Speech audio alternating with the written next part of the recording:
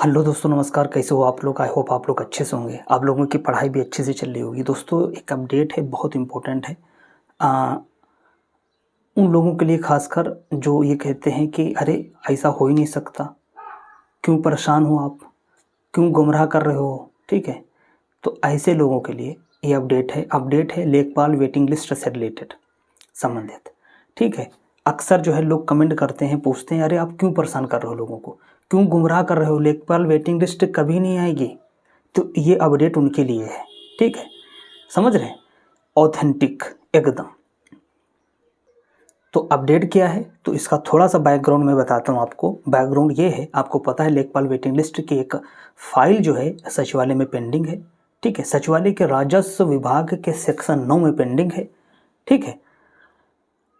और उसमें मैंने ये भी कहा था पहले वीडियो में कि जो है कार्मिक विभाग से जो सचिवालय में ही है उससे परामर्श लेना है। तो दोस्तों कल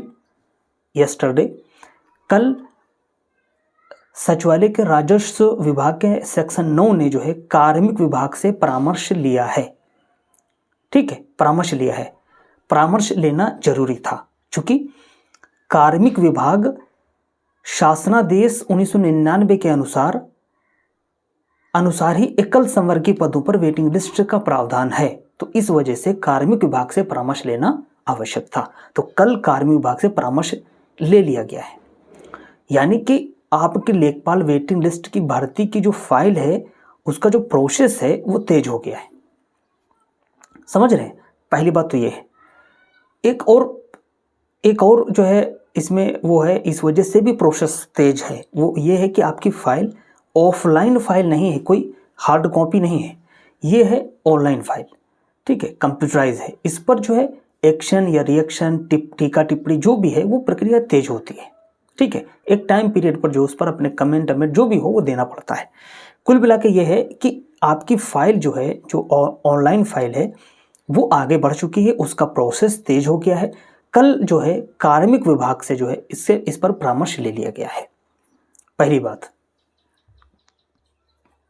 कुल मिला के ये है कि फाइल को जो आगे बढ़ाने के लिए जो कार्मिक विभाग से राजस्व विभाग को, जो सचिवालय में ही है सेक्शन 9 को, उसको जो है कार्मिक विभाग से परामर्श लेना था, तो वो कल ले लिया गया, उनको परामर्श मिल भी गया है, ठीक है। तो लेखपाल वेटिंग लिस्ट की जो लिस्ट है ना, वो आपसे 2 कदम दूर है। बस इंतजार करिए पैशंस के साथ में। नेगेटिव लोगों से दूर रहिए, पॉजिटिव लोगों के पास रहिए, पॉजिटिव बात कीजिए। पहली बात। एक और है कि कुछ लोग अक्सर न्यूज़ वगैरह में कहा जाता था कि महिला स्वास्थ्य कार्यकर्ता के जो है पद बढ़ के आएंगे, कुछ ऐसा था समथिंग उनका भी मसला। उसका जो पद 5272 पे आए हैं, 5272 पर आया है, उसकी भर्ती आई है। इसी तरह लेखपाल की भर्ती भी जो है 4700 पर ही आएगी।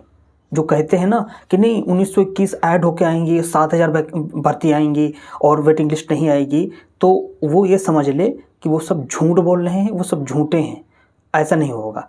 आपकी भर्ती 4700 पर आएगी और हो सकता है दीपावली के आसपास ही आ सकती है, पहले या बाद में जब भी आ जाए, ठीक है। 4700 पर ही आएगी। और ये बात खुद राजस्व परिषद के अध्यक्ष ने 25 सितंबर को बात कही दी थी कि आपकी 1921 जो पोस्टें हैं वो आगे पोस्टों में नई वैकेंसी में ऐड नहीं होंगी, ये बात कही दी थी।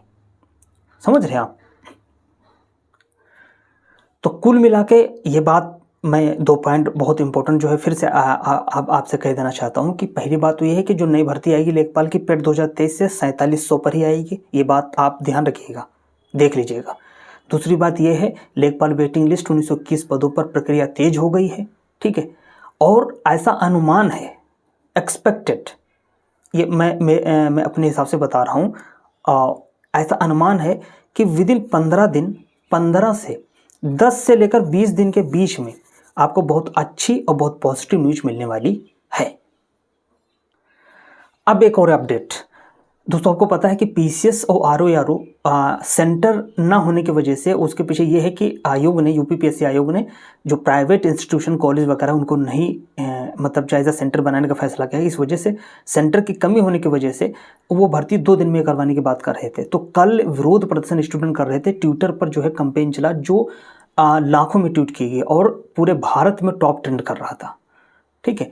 स्टूडेंट इसका विरोध कर रहे हैं कि 2 शिफ्टों में एग्जाम होगा तो नॉर्मलाइजेशन की प्रक्रिया अपनाई जाएगी जिससे गड़बड़ी होगी और जो है कोर्ट भर्ती जो कोर्ट में फंसेगी, मतलब इससे जो है गड़बड़ी की आशंका है। ठीक है, तो कल स्टूडेंट विरोध कर रहे थे, टॉप ट्रेंड कर रहा था। ठीक है, तो आप लोग भी सपोर्ट करिए और 1-2 दिन में 2-3-4 दिन में स्टूडेंट की तरफ से कहा गया है कोई एक अच्छा और पीसफुली प्रोटेस्ट करने की बात कही गई है।